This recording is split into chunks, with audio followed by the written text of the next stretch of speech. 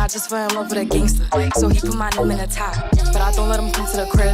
So we get it on when we out. Nowadays I be ducking them cameras, and they heard that I'm up on them banners. Calling my phone, but they know I don't answer. In the hood I'm like Princess Diana. Halo semuanya, selamat datang kembali di Nevermore. Saya Arum sebagai host kalian kali ini, dan sekarang kita akan membahas film terbaru animasi DreamWorks yang berjudul The Wild Robot.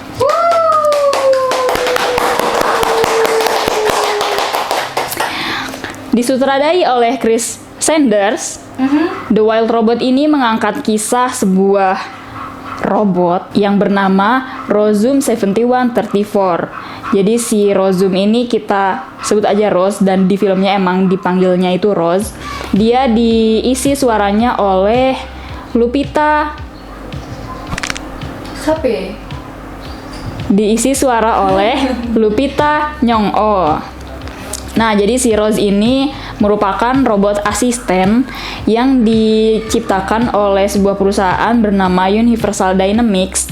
Dan si perusahaan ini menjual robot-robot kepada manusia. Dan robot ini diprogram untuk membantu manusia berjumlah 5. Jadi satu robot untuk 5 orang dalam satu keluarga gitu. Nah, tetapi sayangnya kapal kargo yang mengangkut si Rose dan teman-temannya itu kena badai. Dan terdamparlah si Rose dan kawan-kawannya ini di sebuah pulau yang ternyata nggak ada manusia di dalamnya. Oh no. Oh no. Terus si Rose ini cuma dia yang selamat, yang masih utuh dan nggak pecah belah. Jadi teman-temannya yang lain itu udah rusak dan nggak bisa aktif. Nah, si Rose ini diaktifkan oleh siapa? Kan dia tuh sebenarnya ada tombolnya. Jadi kalau nggak dipencet ya nggak bakal aktif. Ada nih pas dia lagi di pinggir pantai kan, di pesisir, ada berang-berang yang kepo sama itu box apaan. Nah, si berang-berang ini tuh nyamperin tuh boxnya si Rose. Iseng-iseng kepencet lah. Terus mereka tuh langsung kabur karena ada suara bip bop gitu. Bip bop. Nah, aktiflah si Rose ini. Dan karena dia diprogram untuk menyelesaikan tugas manusia, menjadi asisten, membantu, dan mendapat arahan, mendapat perintah dari majikan, dan majikan mereka tuh harusnya manusia, si Rose ini sempat kebingungan. Jadi kayak dia nanya-nanya sama semua yang lewat di situ, hewan-hewan. Dia nanya, kamu bukan yang pesan aku, coba kasih perintah. Jadi dia pengen disuruh, pengen diberi perintah, karena itulah program yang ada di diri dia. Pada awalnya, Rose ini ditakuti sama semua hewan-hewan di situ.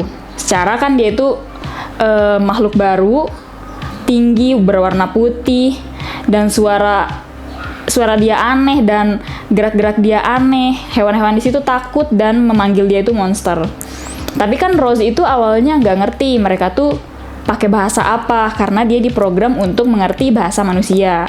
Nah, lalu si Rose ini akhirnya mengambil keputusan untuk mempelajari semua bahasa dari hewan-hewan di situ. Kan kayak kalau dari film itu ya, berarti setiap hewan tuh punya bahasanya masing-masing, dari rusa, landak, harimau, nggak ada harimau sih. Pokoknya beruang. Pokoknya karena nggak ada harimau, kayaknya ini bukan di Asia. Oh. Karena harimau itu hanya ada di Asia, guys. Iya. Fakta unik. Ya udah. Nah, terus dia tuh kayak ngambil waktu, jadi ditampilin lah time lapse. Kayak dia tuh diem untuk sengaja diem di situ. Dia tuh kayak bukan satelit, kayak apa ya? Pokoknya dia lagi observasi hewan-hewan di situ untuk ngerti bahasanya. Ditampilin lah itu kayak waktu berlalu berhari-hari, terus dari musim panas hingga musim rambutan. Ya, pokoknya dari berbagai musim telah berlalu, akhirnya dia bangun karena dia akhirnya udah mengerti bahasa hewan-hewan di situ. Nah, dalam mencari majikan, mencari tugas untuk tetap menjadi dia, untuk tetap menjadi robot asisten, dia tuh terus-terus mencari siapa yang mau dibantu. Sampai akhirnya dia bertemu sama seekor anak angsa yang ngira kalau Rose itu adalah ibunya.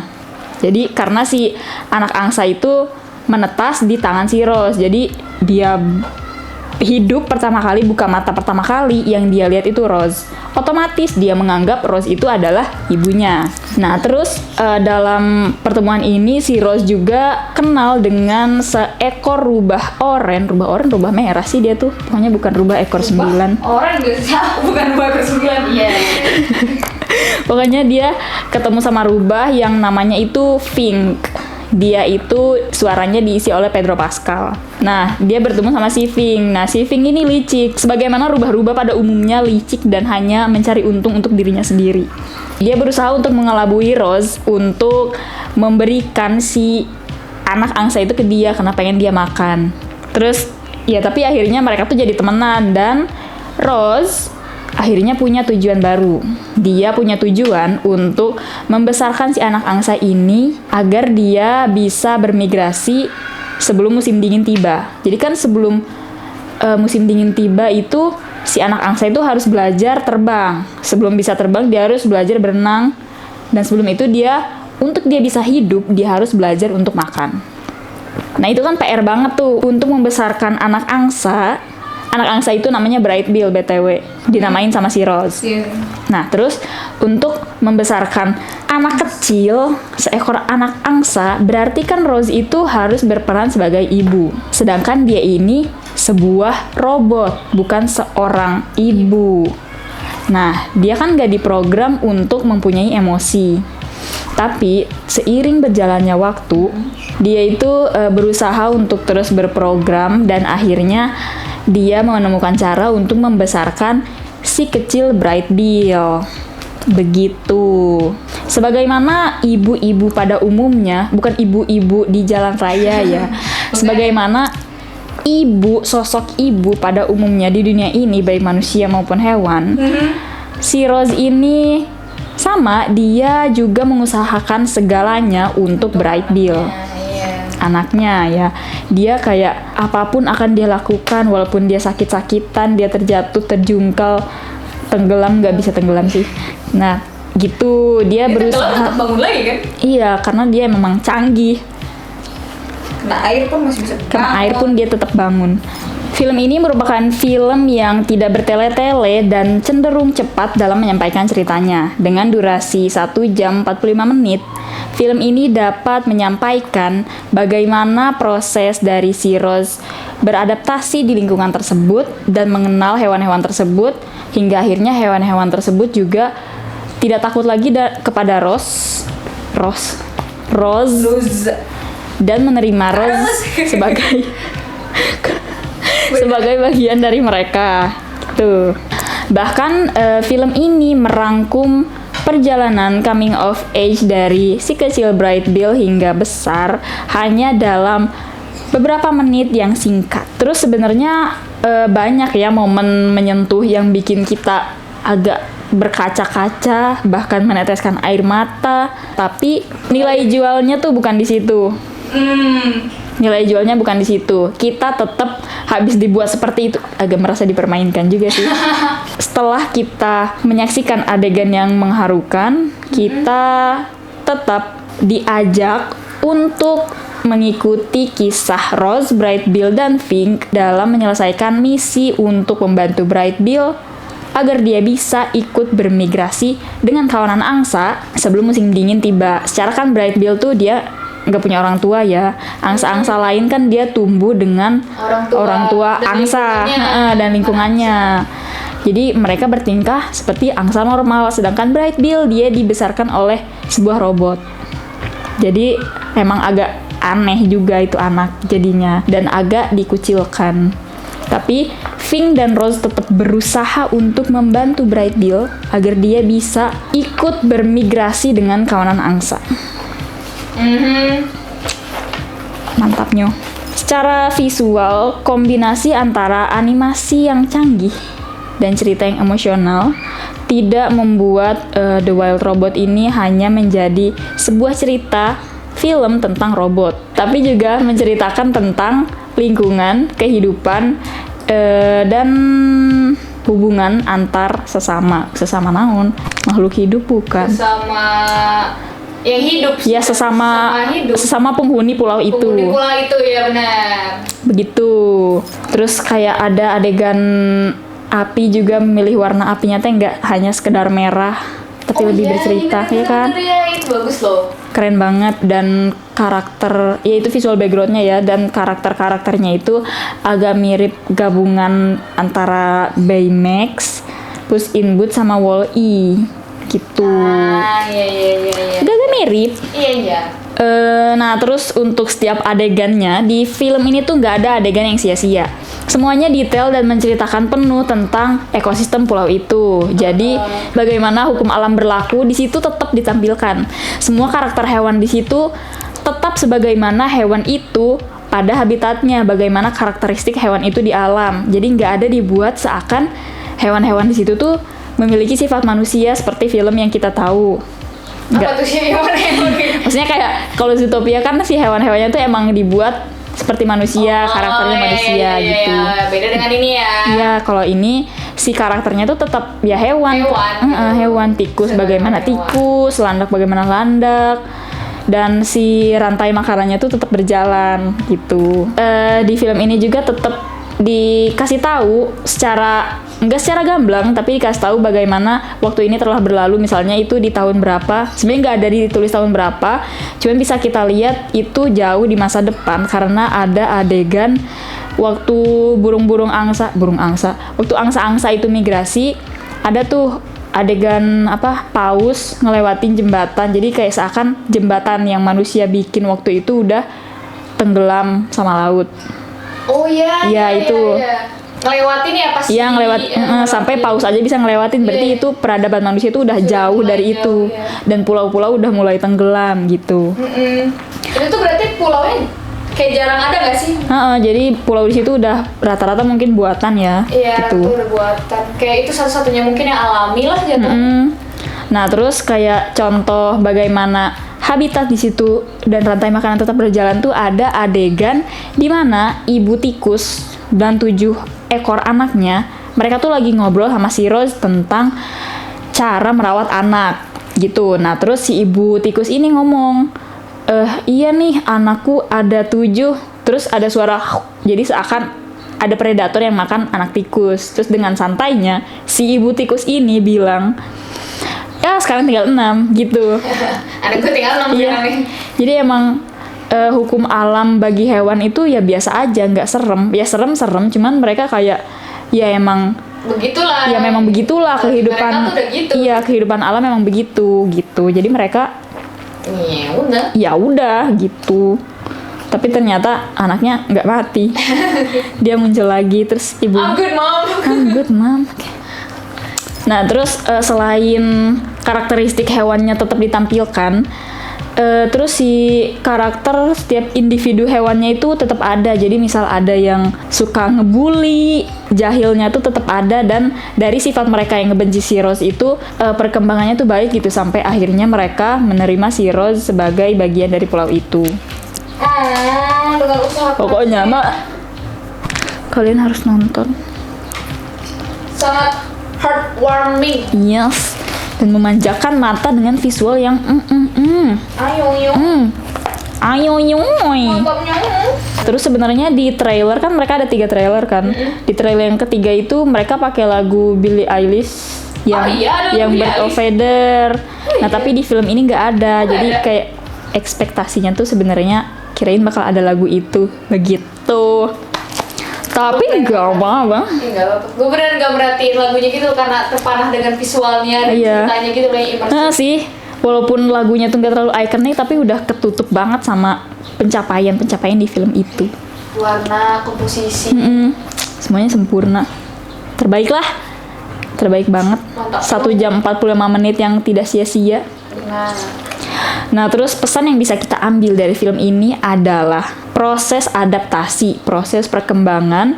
Bagaimana si Rose tuh kan di awal film, dia itu kan robot dan dia berpaku pada program. Bagaimana dia diprogram untuk melakukan hal-hal yang diperintahkan, yang perintahnya jelas dan udah ada SOP-nya gitu.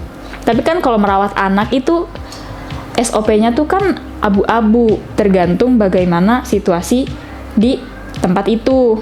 Dan dia tuh terus mengembangkan program dia sendiri dan melampaui sistem untuk survive dan membantu Bright Bill untuk bisa terbang. Bagaimana caranya robot ngajarin angsa terbang? Bayangin, tapi dia berhasil. Dia berhasil ngajarin Bright Bill bisa terbang. Terbang, berenang, makan, berburu. Enggak ya? Angsa nggak berburu. Angsa nggak berburu. Kira angsa berburu aja. Oh, angsa yang diburu ya? Iya, angsa yang diburu. Angsa yang diburu. Begitulah kalian juga, jadilah seperti Rose. Lampaui batas kalian, terus gali potensi di diri kalian, dan terus bangkit. Siapa yang tahu kalian nanti bakal kayak gimana? Anjay. Jangan pernah menyerah. Jangan menyerah. Jangan menyerah. Gak apa-apa, mau ketawa-tawa aja mah gak usah. Lampaui batas kalian, push to the limit. Push the limit. Gali potensi, membina prestasi. Paham. Biar bisa, paham. Oke. Terus kan awalnya dibenci dan ditakuti, dihindari, dijauhi, didiskriminasi dan dibully. Dia tuh awalnya dipretelin sama hewan-hewan di situ, tapi robot juga bisa melampaui sistemnya sendiri. Dia bisa beradaptasi dan berkembang sesuai lingkungannya. Dia berusaha untuk fit in dan dia berhasil, bahkan lebih dari itu. Dia menjadi keluarga dengan semua makhluk yang ada di pulau itu. Dia nggak cuma fit in sih, tapi dia menemukan dirinya sendiri di tempat itu gitu. Dia menemukan jati dirinya sendiri. Dan mereka semua tuh menjadi diri mereka sendiri di pulau gitu. Mereka semua jadi lebih saling membantu, lebih akrab, walaupun tetap jatuh lagi. roda makanan, rantai makanan tetap berjalan. Mereka tetap saling berburu, tapi ketika ada masalah mah mereka berkumpul. Soalnya ada adegan di mana musim dingin datang, kan hewan-hewan tuh hibernasi, berlindung dari musim dingin. Ternyata badainya kenceng banget dan semua hewan tuh kedinginan. Si Rose ini akhirnya berusaha buat menyatukan mereka semua di rumah yang dibangun sama si Rose. Jadi kayak shelter gitulah. Cuman kan logikanya alhamdulillah. Maaf guys. Stop it. Get some help. Cuman kan logikanya itu semua pemangsa yang dimangsa ada di satu shelter tuh apakah bisa damai? Tapi mereka akhirnya bisa damai karena mereka pilihannya di luar mati, di dalam gak akrab mati. Jadi mereka akrab gitu. Mereka bilang untuk musim dingin ini aja kita akrab, kita nggak saling membunuh gitu, cenah. Habis itu mah dilanjutin lagi gitu. Minusnya dari film ini tuh cuman kan tadi tuh filmnya tuh nggak bertele-tele ya, tapi jadi kesannya tuh agak buru-buru dikit. Jadi situasi yang harusnya kita tuh lebih merasakan emosional di film itu, tapi karena itu cepet jadi kayak udah cuman sebentar emosionalnya. Cuman ya minusnya itu doang dibandingin semua. Dibandingin. Jadi dibandingkan dengan semua pencapaian yang ada di film ini, minus ini nggak ada apa-apanya lah, lagian itu doang. Enggak. Kalian tanya wajib nonton atau enggak? Ya wajib lah, gila. Nontonnya di bioskop. Biar lebih kerasa. Iya. Ya. Kalian jangan karena ini film animasi takut males nanti banyak anak kecil berisik. Nanti benar. Emang. Soalnya kebetulan kemarin kita nonton juga di depan. Nah makanya malam jadinya guys. Iya, jadi bocahnya nggak terlalu banyak. Cuman kemarin kita nonton malam, bocah di depan satu, di belakang satu. Udah nggak ada lagi. Nggak ada lagi. Tapi respon bocahnya tuh nggak ngeganggu. Mereka masih aman. Mereka tetap fokus nonton dan jadinya teh mereka kan anak kecil kalau misalnya punya respon langsung dikeluarin di mulutnya kan kalau lagi nonton. Ya, jadi kayak ada sempet pas si Bright Bill kecil sempet mau diculik sama burung elang atau burung pelikan, gak tahu, intinya burung yang lebih besar, burung predator. Terus dia bilang, ih jangan dibawa, anak kecilnya tuh bilang gitu. Jadi kayak keberadaan mereka di studio bioskop teh bikin filmnya tuh jadi lebih hidup gitu, jadi lebih kerasa. Kalau filmnya teh kayak gitu. Heartwarming banget. Iya, jadi respon mereka teh kayak ih lucu banget gitu. Iya. Tapi kalau misalnya ternyata anak kecilnya rese menyebalkan ya itu Iya, mah itu beda ya. derita kalian aja sih. Itu Kebetulan- suruh diem aja. Iya, kita mah enggak. Kebetulan enggak sih. Ya, tapi serius nontonnya di bioskop lebih kerasa. Mm-mm. Ya ini wajib diapresiasi dan ratingnya kita kasih 9/10. Ini film keren banget, wajib masuk nominasi dan haruslah menang. Masa nggak menang? Gila, keren banget kayak gini, masa nggak menang? Nah terus ada nih yang di trailer, di ketiga trailer itu kan ada nih si Rose bilang sometimes to survive you must become more than you were programmed to be. Gitu guys, kalian harus melampaui batas diri kalian sendiri. Tapi jangan lupa istirahat. Tapi istirahatnya jangan Kebanyakan. iya, belajar 1 menit, scroll TikToknya 5 menit. Itu siapa? Bukan saya. Enggak, karena aku scroll TikToknya 30 menit. Karena scroll TikToknya 2 jam. 2 jam. Sampai muncul pemberitahuan. Jangan keseringan main HP dari TikTok. Iya, sampai ada iklan kayak gini. Iya. Jangan main HP. Iya, tapi habis itu tutup TikTok, buka Reels. Tahu bedanya, Ru. Iya, gitu. Tapi mending TikTok dia ada peringatan, Reels mah nggak ada. Iya, Reels nggak ada peringatan, Jadi- guys. TikTok masih ada peringatan. Sama aja lah, jangan scroll lama-lama ya guys. Iya. Nah, tuliskan pendapat kalian tentang film ini di kolom komentar. Aha, Jangan lupa di like, yes, jangan lupa subscribe, benar. jangan lupa follow Instagram kita di never.more.id.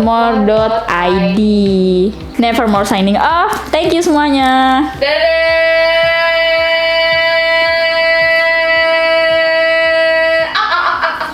Zip zip zap zip zip. Contekan.